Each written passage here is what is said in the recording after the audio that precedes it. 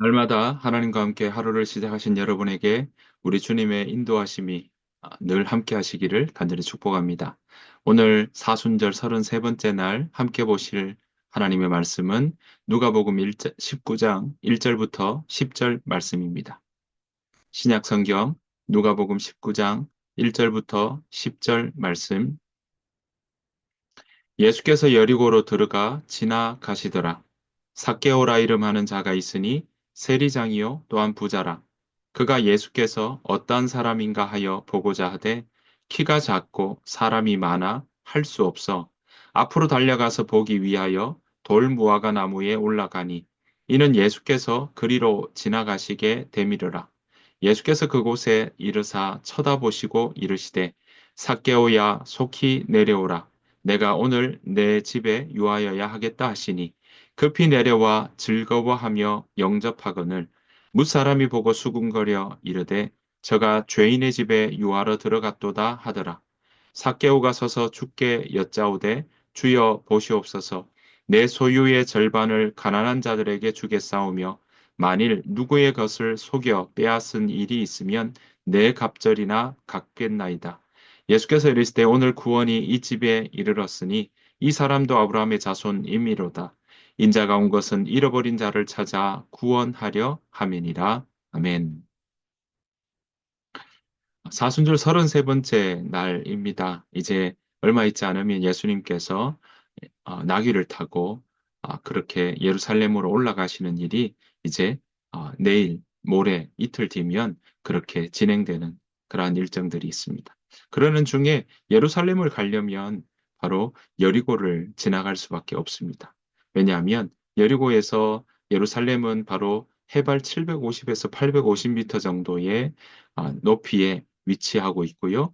그 길을 올라가기 위해서는 여리고를 통해서 가는 길이 아주 많은 사람들이 그 길로 걸어갔기 때문에 그렇습니다.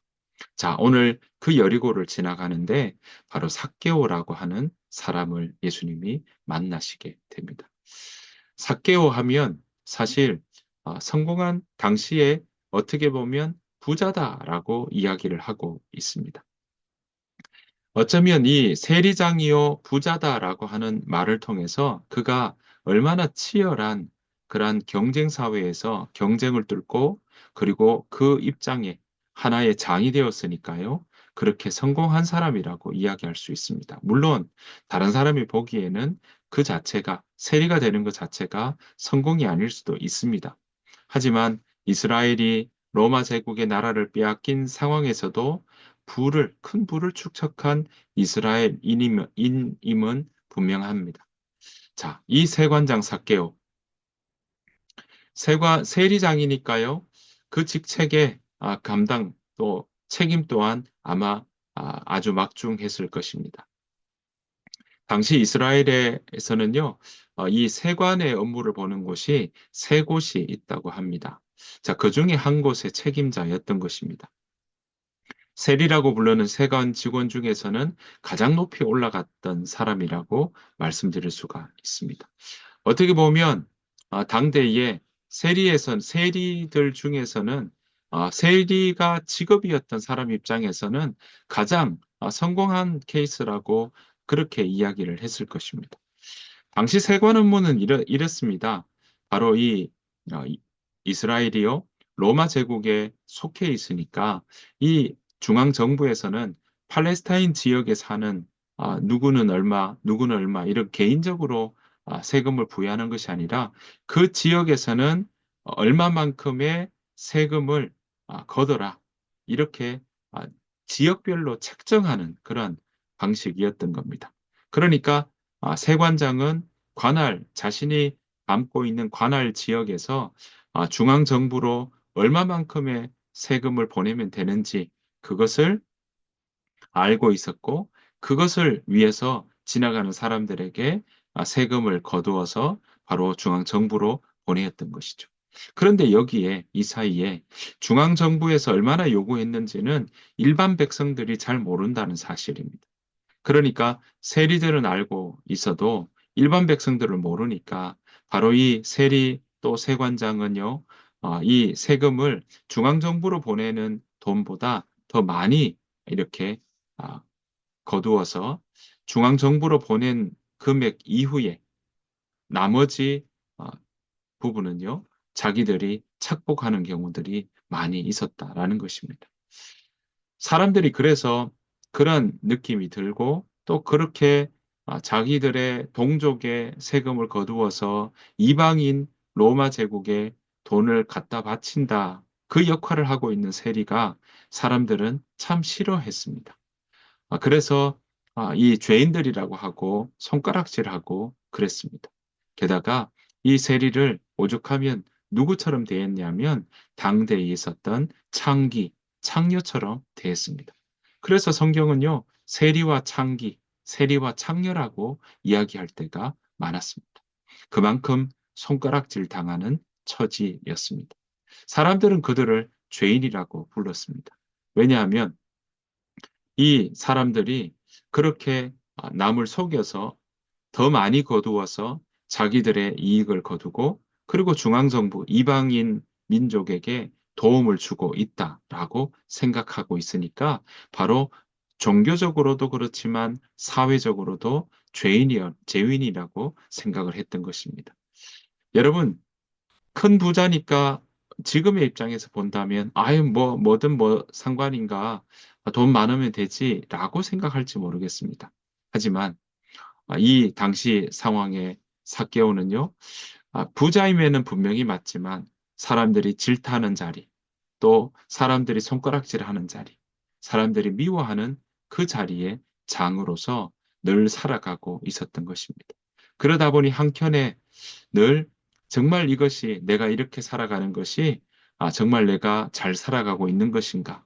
그런 생각을 분명히 했을 것이라고 우리는 생각해 볼 수 있습니다. 게다가 여러분 키도 작지 않습니까? 그러니 외모에 대한 컴플렉스도 어쩌면 가지고 있으면서 자기가 그래도 그 시대에 큰 부자가 되기를 원한다는 그 마음들은 여전히 변치 않은 마음이라고 이야기할 수 있겠습니다. 그동안 삭개오는요, 세관장이지만 사람들의 많은 변화들을 보고 있었을 겁니다. 왜냐하면 세리 마태를 비롯해서 많은 세리들이 예수님을 알게 되었고 예수님의 초대에 그 세관 업무를 버려두고 예수님을 따라갔던 사람들이 많았기 때문에 그렇습니다. 그 소문을 이 삭개오도 들었던 거죠. 그래서 이 삭개오는 마음 한켠에 늘 예수님을 나도 한번 만나봤으면 좋겠다라고 생각하는 마음이 있었던 것입니다. 그래서 예수님께서 여리고를 지나가신다 하는 이야기를 들으니까 이 삭개오 세리장은 그 마음에 그동안 품었고 생각했던 그 일들을 실천에 옮기고자 했던 것입니다. 삭개오는 예수님을 보고자 사람들이 삭개오뿐만 아니라 많은 사람들이 보려고 했습니다. 왜냐하면 주변에 많은 일들이 나사로를 살리는 일도 있었죠. 그리고 주변에 사람들을 고치고 치유하는 일들도 많았죠. 또 이 갈릴리에서는 보리떡 5개와 물고기 2마리로 5천 명을 먹이고 12바구니나 남았다는 이야기도 들었죠. 그리고 이방 지역에 가서도 이 7천 명의 사람들을 보리떡 7개와 물고기 2마리로 바로 이 4천 명, 7병이어로 4천 명을 먹이는 일들도 있었다는 걸 그들은 분명히 들었고 삭개오 또한 들었을 것입니다. 그래서 예수님이 어떤 분인지 만나보고 싶다는 마음이 간절했던 것이죠. 자, 그러는 중에 예수님이 지나가시니까 그냥 둘 수 없지 않겠습니까? 그는 예수님을 보려고 하니까 사람이 너무 많이 몰리는 거예요. 그래서 돌무화과 나무로 올라갔던 것입니다. 돌무화과 나무로 올라간 삭개오를 예수님이 지나가시면서 그를 보셨습니다. 5절입니다. 예수께서 그곳에 이르사 쳐다보시고 이르시되 삭개오야 속히 내려오라 내가 오늘 너의 집에 유하여야 하겠다 하시니 많은 사람들이 운집해 있는데 예수님이 삭개오의 이름을 불렀던 것입니다. 여러분 아마 많은 사람들은 삭개오 이름을 부르지 않았을 겁니다. 욕설을 했을 거고요. 아주 나쁜 별명을 붙여서 사람들은 그렇게 호칭했을 것입니다. 그런데 오늘 예수님은 삭개오라는 그 이름을 불렀습니다. 삭개오는 사실 순결하다 하는 의미가 거기에 있거든요. 삭개오는 그렇게 예수님의 이 말씀에 내가 오늘 너의 집에 머물러야겠다 라고 하는 그 말을 듣고 속히 내려왔습니다. 즐겁게 즐거워하며 영접했다라고 이야기하고 있습니다. 여러분 삭개오는 그 예수님과 함께 자기 집으로 갈 때 얼마나 기뻤겠습니까? 삭개오는요 아마 잔치를 벌였을 겁니다. 예수님이 오셨으니까요. 삭개오는 예수님과 함께 자신의 집에서 바로 식사를 같이 하고 예수님도 삭개오와 함께 식사를 하면서 함께 하나님 나라가 어떤 나라인지 하나님 나라의 복음을 삭개오에게 전하였을 것입니다. 삭개오는요, 그렇게 예수님과 이야기를 나누고 예수님이 전해주신 하나님 나라의 복음을 듣고 난 다음에 예수님에게 이렇게 고백합니다. 8절 말씀입니다. 삭개오가 서서 주께 여짜오되 주여 보시옵소서 내 소유의 절반을 가난한 자들에게 주겠사오며 만일 누구의 것을 속여 빼앗은 일이 있으면 내 갑절이나 갚겠나이다. 사실 소유의 절반을 가난한 사람들에게 주겠다는 선언은요, 율법에 나오는 그런 말씀이 아닙니다. 어쩌면 예수님께서 말씀하시는 가난한 이웃을 어떻게 사랑하는지 또 하나님을 어떻게 사랑하는지를 지금 예수님과 함께 나누면서 그 예수님의 말씀에 자신이 믿음으로 고백하고 있고 실천하고자 하는 결심으로 우리는 받아들일 수 있습니다. 그렇게 이해할 수 있다는 거죠. 또한 누구에게서 강제로 빼앗은 것이 있다면 네 배로 갚겠다고 다짐하고 있습니다.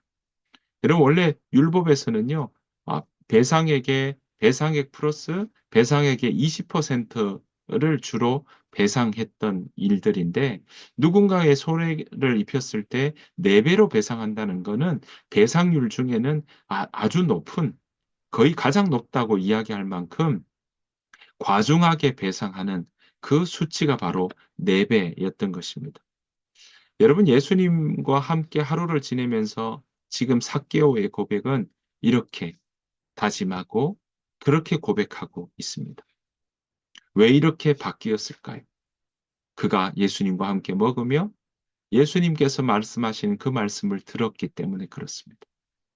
그러니까 예수님을 그저 랍비라고 생각하지 않고요. 그가 예수님이 자신의 삶의 인도자로 구원의 주로 받아들였던 것입니다. 그래서 8절 말씀에 이렇게 이야기하지 않습니까? 주께 여짜오되 주여 보시옵소서.